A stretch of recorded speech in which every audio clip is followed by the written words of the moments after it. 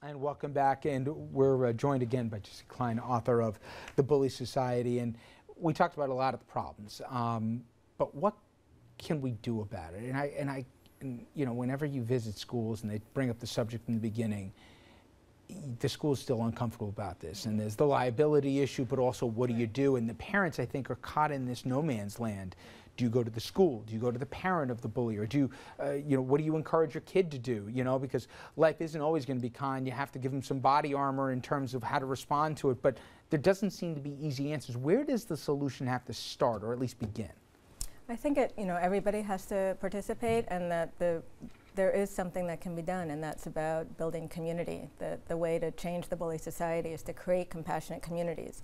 And I think this can be very powerful and work very quickly because of the social despair indicators that so many people feel so isolated and so anxious and so depressed, and they really don't have real friendships. The trust is very low in schools. You've seen those, you saw that documentary, that powerful documentary, Bully.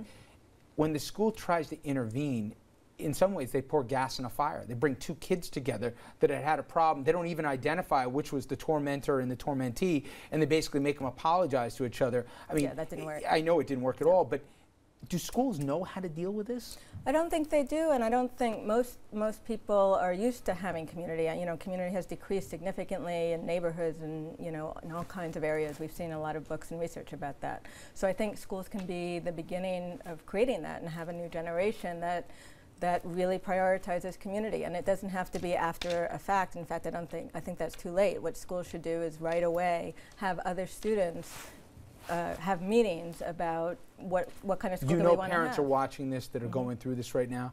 Should the parents go to the school right away? Is that the first suggestion if they see a problem with their child, if their child even communicates it with them, if at least they learn, what should they do? Where's the first step they go? Yeah, if you're a parent, I think you say to your school, you're responsible for creating a compassionate community. You're responsible for creating compassionate human beings that come out of your school, and that we have to work together to make this a compassionate place where people believe that it's their responsibility to support one another and not just their responsibility to get ahead. What about, if I may, what about the families themselves, the parents themselves? And because I'm thinking old school, you know, so and so gets dragged by the ear to the neighbor. 10 seconds. I'm sorry. What about the parents themselves? I guess they have to at least acknowledge. Yeah, and parents, I think, need support. Parents need to have a connection to the school and be brought into the school and be considered resources so that we could all be on the same page in creating the kind of community students need. And unfortunately, I'm sorry, we have to wrap here. Jessie Klein, again, the Bully Society. Thank you so much for joining us. I appreciate it. Thank you. We're going to wrap things up when we return.